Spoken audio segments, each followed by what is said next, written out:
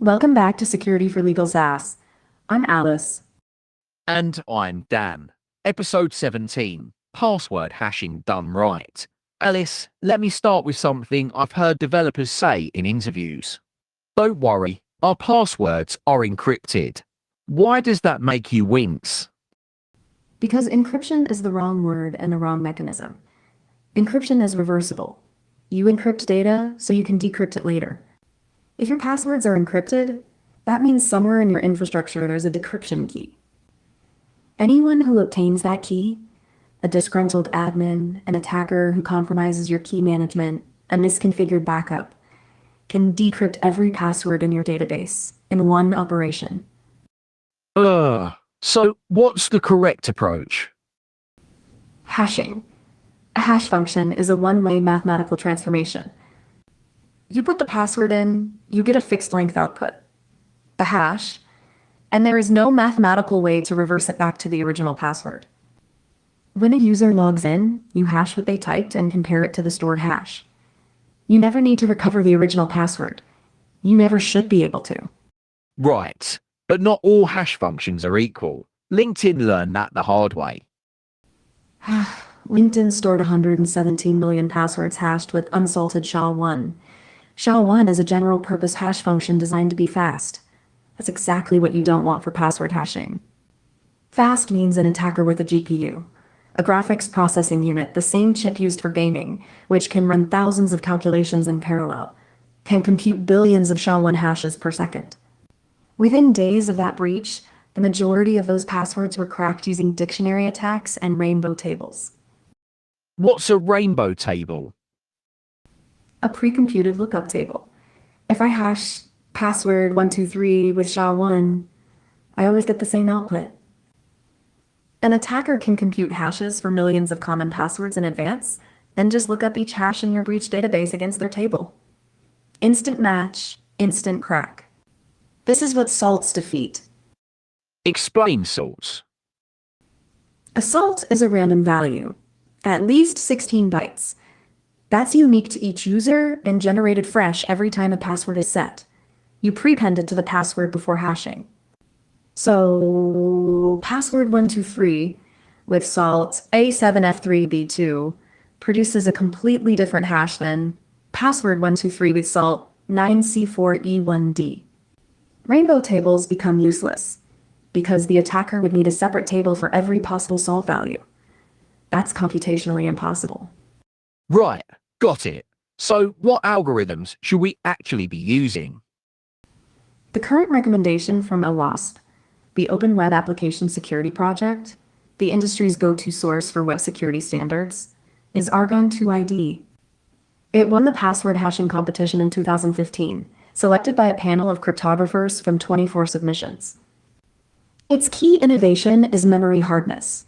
Each hash computation requires a configurable amount of RAM. GPUs have thousands of cores, but limited per-core memory.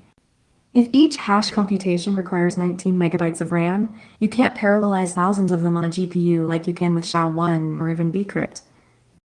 What about bcrypt? I see it everywhere. Bcrypt is still acceptable. It's been the industry workhorse since 1999. It introduced adaptive cost factors. You set a cost of 10, that's 2 to the 10 iterations. Cost 12 is 4 times slower than cost 10. You calibrate it so one hash takes about 200 to 500 milliseconds on your production hardware. That's imperceptible to a user logging in, but devastates an attacker trying billions of combinations. The limitation is that bcrypt truncates passwords at 72 bytes and can't leverage large amounts of memory. And scrypt? Scrypt was the first memory hard password hash, designed in 2009 by Colin Percival for his Tarsnap backup service. Still solid, still a valid choice. Argon 2ID is preferred because it combines memory hardness with better resistance to both GPU attacks and side-channel attacks. Timing leaks that could reveal information about the hash computation. Let's talk about timing attacks. That's an interesting one. When you compare the user's submitted hash against the stored hash, a naive equality check, using double equals in most languages, short circuits. It returns false as soon as it finds the first differing byte. An attacker can measure response times. If the first byte matches but the second doesn't, the response takes slightly longer than if the first byte was already wrong. Over thousands of requests, they can statistically determine the hash byte by byte. That sounds impractical, but I'm guessing it's been demonstrated. Repeatedly. The defense is constant time comparison, a function that always examines every byte regardless of where the mismatch occurs. Python has acom ka die dejek.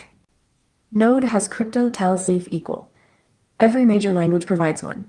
Use it for all credential verification. Never write your own string comparison for security-sensitive values. Now, password policies. I grew up with must contain uppercase, lowercase, number, and special character. NIST says that's wrong now? NIST, the U.S.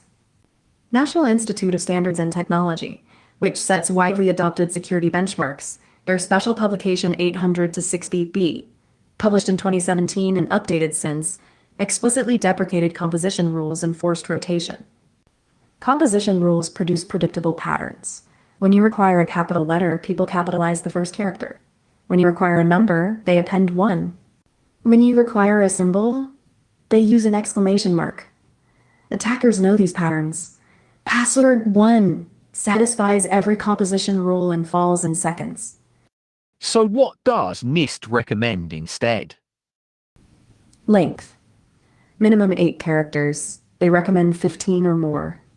No maximum below 128. No composition rules. No forced rotation unless there's evidence of compromise.